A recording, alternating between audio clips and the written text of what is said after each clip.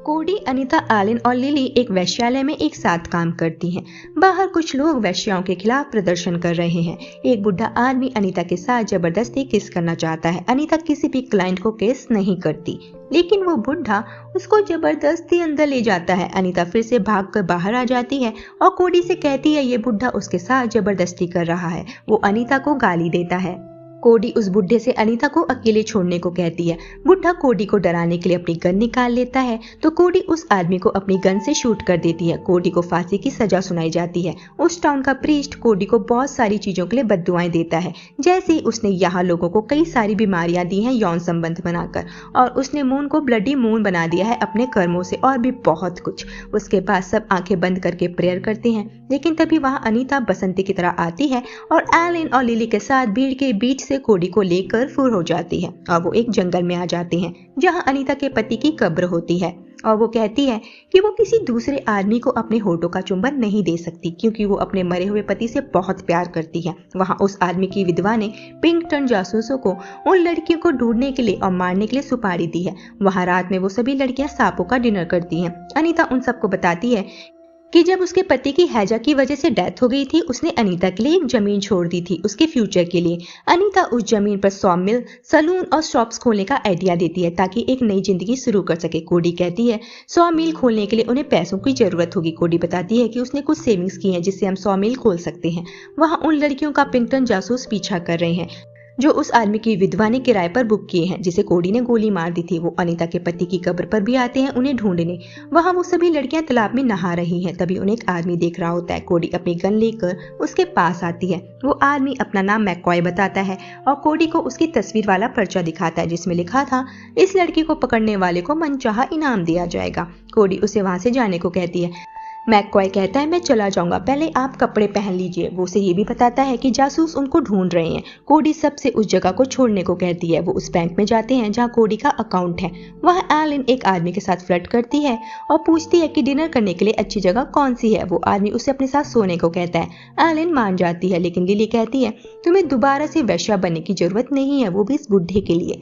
वो आदमी उन दोनों को गाली देकर वहां से चला जाता है। एलन लिली पर गुस्सा करती है और कहती है वो बस एक मुर्गा फंसा रही थी ताकि उन्हें कुछ खाने को मिल जाए। कोडी जैसे ही अपना खाता बंद करने और पैसा निकालने की कोशिश करती है, पिंकटन जासूस उसे पकड़ लेते हैं और उसे गिरफ्तार करने की कोशिश करते हैं। तभी वहां डाकू भी आ जाते हैं और पिंकटन जासूसों को गन पॉइंट पर रखकर कोडी को छोड़ने को कहते हैं। ये डाकू दरअसल कोडी का पुराना प्रेमी किड है। वो उसे गिरफ्तारी से बचाने में मदद करता है और मैनेजर से कोडी को उसके पैसे देने को कहता है और फिर उसके साथ ही सारा बैंक लूट लेते हैं और वहां से भागने लगते हैं। वो कोडी के सारे पैसे ले लेता है और कहता है तुम्हें पता है मैं कहाँ मिलूंगा। भागने के दौरान एलन को गिरफ्तार कर लिया जाता है और विलियम नाम के आदमी से उसे जेल में डालने को कहा जाता है। वहाँ पिंकटन वहाँ मौजूद लोगों से पूछता है कि किस किस का पैसा डाकू लूट के ले गए हैं। वहाँ सभी लोग अपना हाथ खड़ा करते हैं। पिंकटन कहता है उन डाकुओं को नदी पार करने से पहले पकड़ना होगा। वहाँ एलन विलियम से खुद को छुड़वाने के लिए पटा रही होती है, लेकिन सख्त लौंडा नहीं पिघलता। वो दोनों काफी घुल मिल जाते हैं। विलियम बताता है कि वो सर्किल टी में रहता है। वहाँ पिंकटन उन डाकुओं को पकड़ने के लिए नदी के पास आते हैं, लेकिन आगे नहीं जाते क्योंकि नदी के उस तरफ उनका कानून लागू नहीं होता।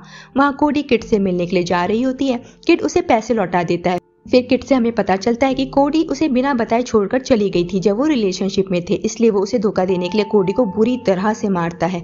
वहाँ एलन को जेल से बाहर निकालने के लिए अनीता और लिली शहर लौटते हैं। मैककॉय को कोडी बेहोश हालत में जंगल में मिलती है। वो उसे शहर के एक चाइनीज डॉक्टर के पास लाता है और पिंकटन जासूसों को $500 के बदले कोडी और किड के बारे में गलत इन्फॉर्मेशन देता है ताकि वो कोडी को वहां ना देख ले। लिली और अनीता एलन को छुड़वाने आते हैं। लिली शेरिफ को अपने हुस्न के जाल में फंसाने लगती है और एलन विलियम को। विलियम उसे जेल से निकाल लेता है और एलन उसे जेल में डाल देती है और कहती है कोई पूछे तो बताना कि मैंने गन पॉइंट में रखकर तुम्हें अंडर डाला है। रास्ते में उन तीनों को कोडी का घोड़ा दिखता है। वहाँ कोडी को वो चाइनीज डॉक्टर मैककॉय की वाइफ समझ रही होती है। मैककॉय कोडी को बताता है कि किड के पापा फ्रैंक ने उसके पापा का मर्डर किया था और उसकी मम्मी का रेप, इसलिए वो फ्रैंक को मारना चाहता है। अनीता अंदर आ जाती है। कोडी उसे बताती है कि वो अपना पैसा किड से नहीं ला पाई। लिली और एलन सर्किल टी पहुंच जाते हैं जहाँ विलियम का घर है। वहाँ किड आर्मी को लूटने का प्लान बना रहा होता है ताकि उनकी गन्स लूट सके। एलिन आटा मल रही होती है, वहाँ विलियम आ जाता है। उसका मूड ऑफ है। लिली विलियम से कहती है हमें यहाँ रहने दो, क्या पता तुम्हें मेरी दोस्त के साथ सोने को मिल जाए। फिर वहाँ मैककॉय भी आ जाता है। उन सबको अपने घर में देखकर विलियम की जल जाती है और वो बाहर जाकर अपना गुस्सा निकालता है, लेकिन फिर वो शांत हो जाता है और बताता है कि वो यहाँ तब से अकेला रहता है जब से उसके पेरेंट्स मर गए थे और आज उन सबको यहाँ देखकर उसे अच्छा लग रहा है। वो रात में मिलकर एंजॉय करते हैं। वहाँ किड यूएस आर्मी को लूट कर उनकी गन्स चुरा लेता है। कोडी किड से बदला लेने का प्लान बनाती है और उसकी जासूसी करती है और देखती है कि वो यूएस आर्मी को नंगा नचा रहा है। कोडी एंड टीम उन डाकुओं पर हमला कर देते हैं। विलियम के हाथ में गोली लग जाती है। अनीता गन्स को बग्गी समेत ले उठती है। मैककॉय किड के डाकू पापा फ्रैंक पर गोली चला देता है। कोडी लिली को भागने का इशारा करती है। किट की नजर उस पर पड़ जाती है और वो लिली का किडनैप कर लेता है। मैककॉय फ्रैंक को बताता है कि फ्रैंक ने उसके पापा की हत्या की थी। मैककॉय उसे मारने ही वाला था। तभी वहाँ कोडी आकर उसे बताती है कि किड ने लिली का किडनैप कर लिया है और हम फ्रैंक के बदले लिली का सौदा करेंगे। वहाँ किड ये सोचता है कि वो लिली के बदले फ्रैंक और गन्स का सौदा करेगा। अनीता इन सब चीजों से परेशान हो जाती है और कोडी को इन सब का जिम्मेदार मानती है। फ्रैंक अनीता से पानी मांगने के बहाने बात करता है और कहता है मुझे पता है तुम्हारी ओरेगन में एक जमीन है, और कहता है मुझे कोडी ने तुम्हारे प्लान्स के बारे में बताया है। और ये भी कहता है कि उसने आज तक ऐसा नहीं सुना कि किसी सिंगल लेडी को अपने मरे हुए पति की जमीन मिली हो। अनीता कहती है तुमने नहीं सुना, इसका मतलब ये नहीं है कि ऐसा नहीं होता। ये सब सुनकर अनीता थोड़ी परेशान हो जाती है। फिर वो वहां से चली जाती है। वो शहर में एक वकील के पास जाती है और उसे पता चलता है कि उस जमीन का दावा केवल उसके पति के हाथों में मान्य है। एक औरत होने के नाते वो ओरेगन में भूमि का दावा नहीं कर सकती। ये सुनकर अनीता कहती है जब वो शादीशुदा थी तब भी किसी काम की नहीं थी और जब वो विधवा है तब भी किसी काम की नहीं है।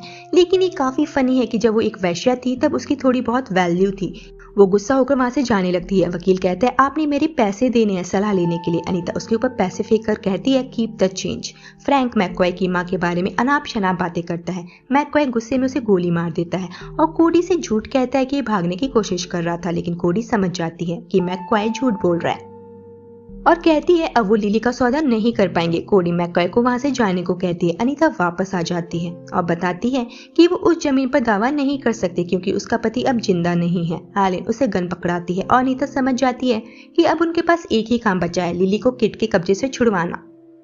वहाँ किड अपने डाकू दोस्तों का लिली से इंट्रोडक्शन करवाता है और एक डाकू से कोडी की पुरानी ड्रेस लाने को कहता है जो उसके ट्रंक में है और रेड ड्रेस चूज करता है। फिर वो लिली को कपड़े उतारने को कहता है और अंदर ले जाता है। बाहर उसके डाकू दोस्त चिल्ला रहे होते हैं बॉस एटलीस्ट हमें तो देखने दो। वो लिली से उस ड्रेस को पहनने के लिए कहता है, उसे किस करने की कोशिश करता है। लिली उसके मुंह पर थूक देती है। रात में डाकू उसके पास आता है, उसका रेप करने की कोशिश करता है। लिली कहती है मुझे मार दो, उसके बाद जो कुछ करना है कर लो। तभी वहाँ मैककॉय आ जाता है। वहाँ कोडी और सेना भी आ चुकी है और हमें पता चलता है कि किड ने मैककॉय को बंधक बना लिया है। तो वो किड के ठिकाने की ओर बढ़ते हैं और मैककॉय के बदले गन्स का सौदा करते हैं। किड मान जाता है, लेकिन फिर वो लूट का माल मिलते ही मैककॉय को गोली मार देता है और कोडी को हार्टलेस वैश्या कहता है। वो कोडी का पैसा उसे वापस कर देता है जो उसने उसे चुराया था और यहाँ किड की आंखों में भी आंसू होते हैं। वो कहता है ये लो पैसे जिसके लिए तुम आई थी और दफा हो जाओ। इस सीन से ये क्लियर है कि किड कोडी से बेपनाह प्यार करता था, लेकिन कोडी ने उसका दिल पूरी तरह तोड़ा था। पीछे हटने के दौरान लिली का रेप करने वाला एक डाकू उसे ताना मारता है और मजे करने के लिए आते रहने के लिए कहता है। बदले में लिली उसे गोली मार देती है जिससे गोलाबारी शुरू हो जाती है और किड के पूरे ग्रोह का सफाया हो जाता है। शूट आउट के बाद एलिन ने विलियम से शादी कर ली। लिली, कोडी और अनीता एक नया जीवन शुरू करने के लिए वहां से चले गए। रास्ते में वो पिंकटन जासूसों से आगे निकल गए जो उन्हें देख नहीं पाते और ये मूवी यहीं पर खत्म हो जाती है।